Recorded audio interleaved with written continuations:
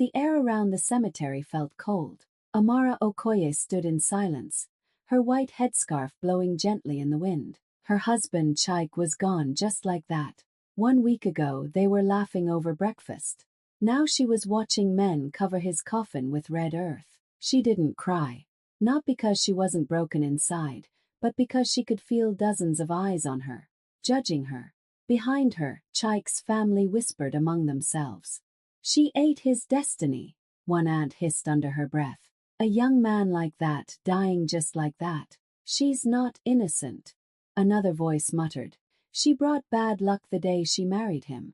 The words hit her like stones, but Amara didn't turn around. She just pressed her lips together and stared at the grave. Her hands were trembling, but she held them tightly around the small set of house keys in her palm, the only thing she thought still belonged to her. When the service ended, Chike's brothers didn't even look at her. They walked past her as if she were invisible. The priest gave her a soft pat on the shoulder, whispering, "Be strong, my daughter." She nodded politely, but inside, her world was falling apart. That night, she sat alone on the bed she once shared with Chike. The silence was unbearable. His clothes still hung neatly in the wardrobe, his watch still on the table. She clutched his pillow, breathing in the last traces of his scent. "You promised we'd grow old together," she whispered into the darkness. But promises, like people, sometimes die too soon. Outside, thunder rolled. Inside, Amara wiped her tears and whispered to herself, "I'll be fine." She didn't know it yet, but that quiet promise would change her whole life. 3 days after the funeral, the house that once felt like home no longer welcomed Amara. She walked up the dusty path carrying a small bag, her eyes red from sleepless nights. The compound gate stood half open, and for a second she smiled softly, thinking maybe things would get better now that the mourning was over. But as soon as she reached the gate, Chike's eldest brother, Obinna, stepped out with a hard look in his eyes. "Where do you think you're going?" he asked sharply. Amara blinked in confusion. "Home," she said quietly. "This is my house." Obinna gave a bitter laugh. "Your house? You forget yourself, woman. Chike is gone. You're not family anymore." Before she could speak again, the younger brother came out carrying her small suitcase. Without a word, he tossed it into the mud at her feet. Her clothes spilled out, soaking in the dirt. Amara froze, staring down at the mess, her mind refusing to accept what was happening. Her mother-in-law stood by the door, arms folded, face like stone. She didn't say a single word, not to stop them, not to help her. Just silence. That silence hurt more than the insults. Amara's throat burned as she whispered, "Mama, please. Chike wouldn't want this." The old woman finally looked at her, eyes cold and tired. "Go, Amara," she said quietly. "Don't make things harder for yourself." And just like that, the door slammed shut. Amara stood there in the rain that began to fall, clutching her muddy suitcase. Her knees felt weak, but she refused to beg. She wiped her tears, lifted her bag, and started walking. She didn't even know where she was going, just away from the house that now treated her like a stranger. By evening, she found herself standing in front of a small church at the edge of the town. The pastor's wife recognized her from the funeral and let her in. "You can rest here, my dear," the woman said softly, spreading a blanket on a wooden bench. That night, Amara couldn't sleep. The sound of rain hitting the roof mixed with her quiet sobs. Everything she owned, everything she had built with Chike, was gone in a blink. But even in her pain, something inside her refused to break completely. She looked up at the small cross on the wall and whispered, "God, they threw me out like I'm nothing, but you know I'm not nothing." Her eyes closed slowly, and for the first time since the burial, her mind began to plan, not out of anger, but out of quiet strength that no one could take away. The next morning, the sun slipped through the cracked windows of the church, lighting up the wooden benches where Amara had spent the night. Her back ached, her eyes swollen from crying, but she sat up slowly and whispered a small prayer under her breath. She didn't know what her next step would be, only that she couldn't give up now. Just as she was folding the blanket, she heard footsteps. It was Pastor Emmanuel, the kind man who had let her stay. He smiled gently, holding a brown envelope in his hands. "My daughter," he said softly, "before your husband passed, He gave me this. He said I should only give it to you if something ever happened to him. Amara froze. Her heart began to race. He left something for me, she whispered, barely believing it. Yes, the pastor said, placing the envelope carefully in her hands. He said it was important. Her fingers trembled as she broke the seal. Inside was a folded sheet of paper and another smaller envelope marked Unity Bank of Ibadan. She opened the letter first. Chaik's handwriting leapt off the page, firm and familiar. My love, if anything happens to me, go to Unity Bank. Ask for the account ending in 7631. Don't tell anyone until you're safe. Chaik. Amara's lips parted in shock. She read the lines again and again, her hands shaking harder each time. She pressed the paper to her chest and began to cry, not out of sadness but something deeper. Even in death, her husband was still trying to protect her.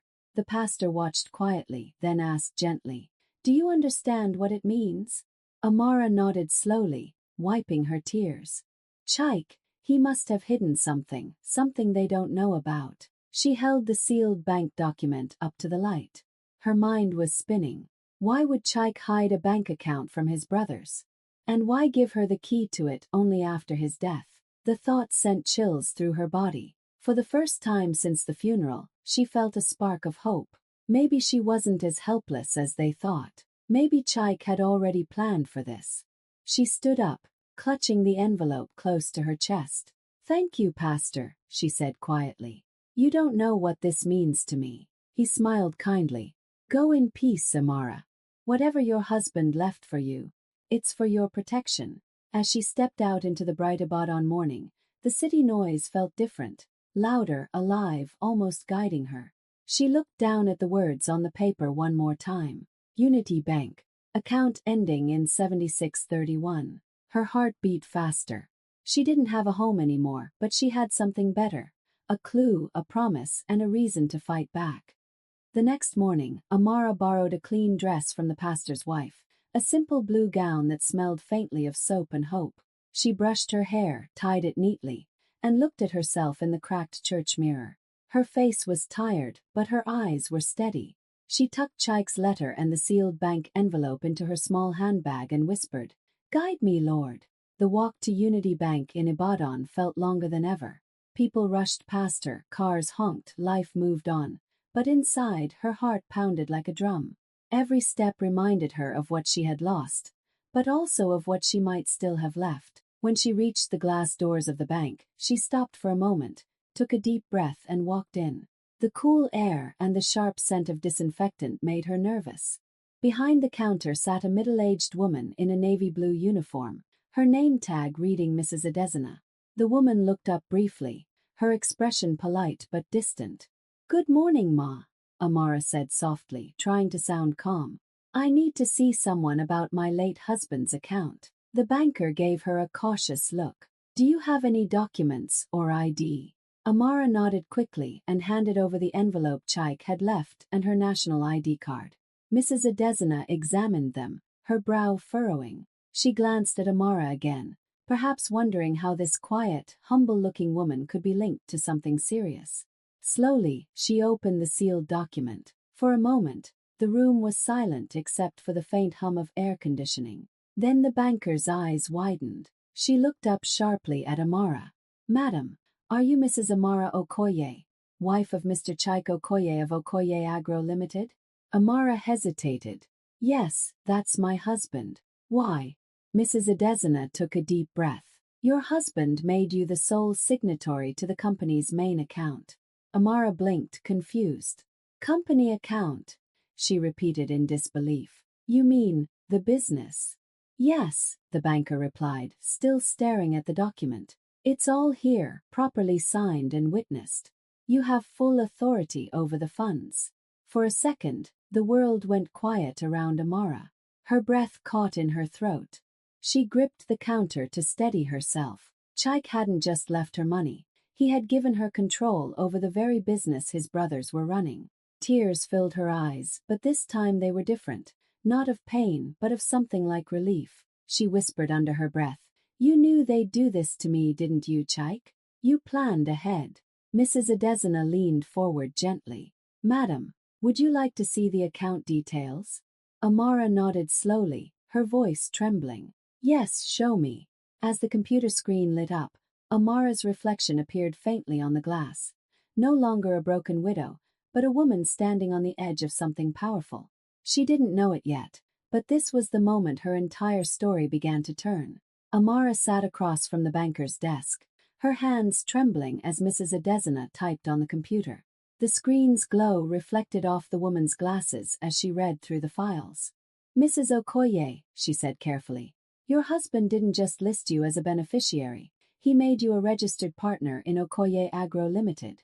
Amara's eyes widened. Partner, she repeated, almost whispering. But his brothers, they run the company now. They never told me anything. The banker looked up with sympathy. Maybe they didn't know. Or maybe they didn't want you to know. She turned the screen toward Amara and pointed to a document. See, here. This was signed and filed before his death. Your name is right beside his. Amara leaned forward, staring at her name written in black ink. Amara Chaik Okoye, co-owner Okoye Agro Limited. Her breath caught in her chest. She remembered all those nights when Chaik stayed up late doing paperwork. She had teased him for always keeping secrets, and he'd just smile and say, "You'll understand one day." Now she did. The banker clicked a few more times, her face growing serious. Madam, do you want to know the balance in the company account? Amara hesitated. Her heart was already racing. Yes, she said quietly. Mrs. Adesina looked at the screen again, then back at her. As of last week, the balance is 48 million naira. Amara gasped, covering her mouth with both hands. Her body went weak for a moment, and she had to grab the edge of the desk to stay steady. 48 million, she repeated, her voice shaking. That can't be real. It's real, the banker said softly. And it's all under your name. Tears filled Amara's eyes before she could stop them. She felt Chaik's presence so strongly in that moment, as if he were standing right beside her, whispering, "I told you I'd never leave you helpless." Her heart ached with love and gratitude. He had trusted her when no one else did. She took a shaky breath, smiling through her tears. He knew they'd try to destroy me, she said quietly. But he made sure I had something they couldn't touch. Mrs. Adesina nodded gently. Your husband was a wise man, Ma. He believed in you. Amara wiped her tears and straightened her shoulders. For the first time since Chaik's death, she didn't feel small. She didn't feel like a victim. She felt powerful, chosen even. She stood up, clutching the envelope to her chest. Thank you, she said softly. I know what I need to do now. As she stepped out of the bank into the bright afternoon sun, she smiled through the tears streaming down her face. Her heart whispered, "You protected me, Chaik. Now it's my turn to protect what you built." 2 days later, Amara stood in front of the mirror in her small apartment, adjusting her white blouse and neatly pressed skirt. Her hands were steady now, not trembling with fear, but alive with quiet strength. She tied her scarf, picked up her handbag, and slipped the bank documents inside. The woman staring back at her wasn't the widow who was thrown out in the rain. This was someone new, someone ready. That morning, she had heard whispers around town. Chaik's brothers were throwing a small celebration at the Okoye Agro office. They had just signed a big deal with a new supplier, using company funds they didn't know belonged to her. Amara didn't plan to make a scene, but she knew one thing. It was time they saw her power. When she arrived at the company compound, loud laughter and music echoed from the open windows. The place looked alive. Banners, drinks, food, like a party meant to erase her husband's memory. But Amara walked in slowly, her heels clicking against the tiled floor, her presence cutting through the noise like thunder after calm rain. The moment they saw her, the laughter stopped. One of the brothers, Obinna, frowned. "What is she doing here?" he muttered. Amara smiled politely and walked straight to the center of the room. "Good afternoon," she said, her voice calm but clear. "I won't take much of your time." They exchanged glances, uneasy but trying to act unbothered.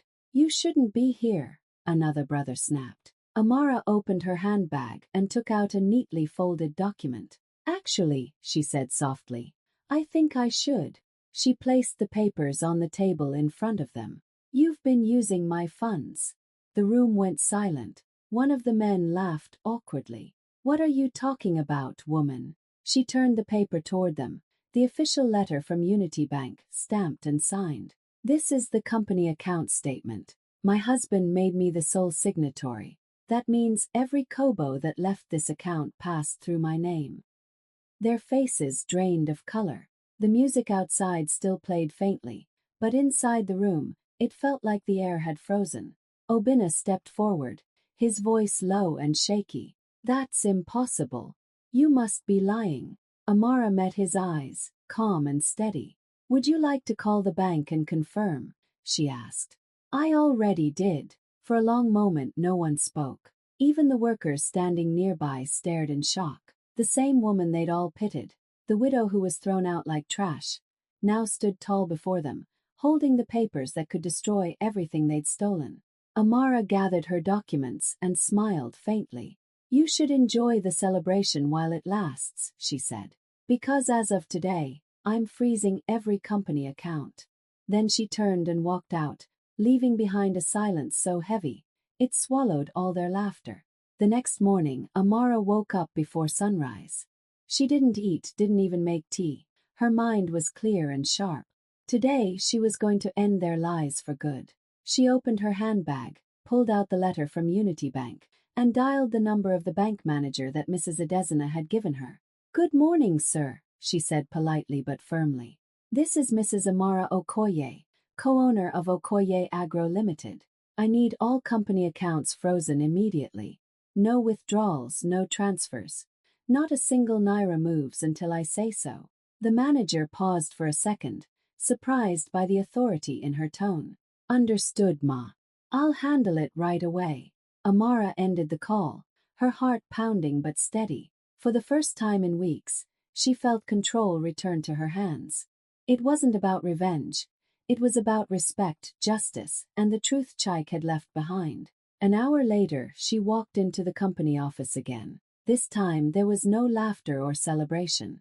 Her brothers-in-law were in a meeting, talking loudly and arguing over money. When she stepped inside, they froze. What are you doing here again? Binna barked. We told you to stay away from company matters. Amara didn't raise her voice. She simply pulled out her phone and said, I just spoke to the bank manager. All company accounts are frozen until further notice. The room erupted. What? The youngest brother shouted, jumping to his feet. You can't do that.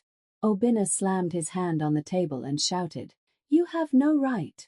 Amara turned to him slowly, her face calm but her voice cutting through the air like a blade. My husband gave me every right, she said clearly. Because I earned it, through loyalty, through trust, and through years of standing beside him when you all doubted him. The room went silent. Even the secretaries standing by the door stopped breathing for a second. The employees exchanged stunned glances. Whispers began to ripple through the room. They had all seen how these men had treated Amara, how they mocked her after the funeral. None of them had expected this moment. Obina stepped closer, his face twisted with anger. You think you can destroy this family, he hissed. Amara met his eyes and said quietly, I'm not destroying anything. I'm protecting what Chaik built. The difference is, you wanted power, I just want peace. For a long, tense moment, no one moved. The brothers stood frozen, realizing the truth. Everything they had been controlling, the money, the business, the influence, was gone in a single phone call. Amara turned and walked toward the door. As she passed the employees, one of them whispered softly, Madam is stronger than all of them. Amara didn't look back. She simply said, Tell the staff to expect new management soon. Then she stepped into the sunlight, calm, steady, and unshakably powerful. By the end of the week, the whole city was talking about her. From market women to taxi drivers, everyone had heard the story, the widow who outsmarted the Okoye family. Some called it revenge, others called it justice. But for Amara it was something deeper, a rebirth. She had found a small apartment in a quiet part of Ibadan. It wasn't fancy, but it was hers. Every morning she opened the curtains, looked out at the city skyline and smiled. The woman who once slept on a church bench now woke up with purpose. Her late husband's photo sat on the small dining table, beside a cup of tea. "You gave me strength, Chaik," she whispered one morning. "Now I'll make you proud." When she returned to Okoye Agro Limited as managing partner, the atmosphere changed immediately. The workers who had once avoided her now stood straighter when she passed. She didn't come in shouting or firing people. She came with plans. She started by calling everyone into the conference room. "I know things have been difficult," she began gently, her voice calm but confident. "But this company fed families long before greed got in the way. We're going to rebuild it together." Some of the employees nodded, others looked uncertain, but they all listened. She replaced the dishonest supervisors with hard-working staff who had been ignored for years. She introduced weekly progress meetings, ensured everyone was paid on time, and spoke to farmers herself instead of sending middlemen. Slowly, the company began to recover. Within a month, word spread that Okoye Agro was returning to its old glory, but this time under new leadership. Local newspapers printed her story with headlines like "Widow turns loss into legacy" and "Mrs. Okoye revives family business with grace." People who had once looked down on her began greeting her with respect. Women in the market smiled proudly when they saw her car pass by. Even some of Chaik's old friends came forward, apologizing for how they had believed the lies about her. One afternoon, as she was leaving the office, a young man stopped her at the gate. "Madam," he said, smiling shyly, "my mother sells vegetables to your company. She said you treated her like family." "Thank you." Amara smiled warmly. "Tell your mother we rise by lifting each other," she said before driving off. That night, as she stood on her balcony watching the city lights, she felt peace for the first time since Chaik's death. The pain hadn't disappeared, but it had transformed into strength. The world had once called her a weak widow. Now, she was the woman who rebuilt everything they tried to destroy. A few weeks later, just as Amara was settling into her new routine, she heard a soft knock at her apartment door. When she opened it, her mother-in-law stood there, smaller somehow, her eyes dull with shame. The same woman who once threw her out of the family home now looked lost, holding a small handbag like she didn't belong anywhere. For a moment, neither of them spoke. The silence was heavy, filled with memories of harsh words and long nights of tears. "Amara," the old woman said finally, her voice trembling, "I was blinded by grief. When my son died, I thought you took everything from me. I didn't see how much you were hurting too." Amara just looked at her, her eyes calm but unreadable. So many emotions battled inside her: anger, sadness, compassion. This was the woman who had watched her sleep in the rain, who had said cruel things when Amara had lost everything. But now, she just looked tired, fragile, human. After a long pause, Amara stepped aside and quietly said, "Come in." They sat at the small dining table, and Amara poured tea into 2 cups. The old woman's hands shook as she lifted hers. "You've built something good here," she whispered. "Your husband would be proud." Amara met her gaze. "Grief doesn't excuse cruelty," she said softly but firmly. The words hung in the air like truth too long ignored. Her mother-in-law's eyes filled with tears. "I know," she murmured, "and I'm sorry." For a few seconds, neither spoke again. The ticking of the wall clock was the only sound. Then Amara reached across the table and touched her hand gently. "I forgive you," she said. "Not because it didn't hurt, but because I refused to let pain control me anymore." Her mother-in-law broke down quietly, whispering thank you over and over. There were no hugs, no grand speeches, just 2 women who had lost the same man, finally sharing peace instead of bitterness. As they sipped their tea, the late afternoon sun streamed through the window, bathing the room in a warm golden glow. For the first time, Amara didn't feel like an outcast or a victim. She felt strong, free. And as the old woman smiled weakly through her tears, Amara realized something powerful. Forgiveness didn't make her weak. It made her unstoppable. Months passed, and Amara's life had changed completely. The small apartment, the quiet mornings, and the careful rebuilding of the company had all led to this day. The factory that Chaik had once loved, the place that had almost been lost to greed and lies, now stood proud again, bigger, brighter, and alive with workers who believed in her. She had renamed it Chaik and Amara Agro Works, a tribute to the love and trust that had carried her through the darkest days. The ribbon-cutting ceremony was simple but full of energy. Local journalists and farmers gathered, clapping and taking photos as Amara walked to the front, her white scarf tied neatly, her face glowing with quiet confidence. She held the scissors in her hand, her fingers steady, and looked at the crowd. "This factory is not just about business," she said softly, almost to herself. "It's about trust, loyalty, and protecting what is rightfully ours." She cut the ribbon, and the crowd cheered. Workers smiled, waving at her, and even some of the employees who had once whispered behind her back now nodded with respect. She felt a wave of emotion rise in her chest, pride, sadness, and gratitude all mixed together. Amara stepped to the side for a moment and whispered to the empty sky, "You protected me even in death, Chaik, and I honored your trust." Her eyes glistened with tears, but her smile was calm and strong. She wasn't the widow who had been thrown out. She wasn't the woman who had cried alone in the church. She was a leader, a protector, and a builder of her own destiny. As the cameras captured her face, the city seemed to pause for a moment. This was more than a victory over her family's cruelty. It was a statement to the world. Amara had taken her pain and turned it into power. She had turned loss into legacy. And standing there, surrounded by the hum of machines and the voices of her workers,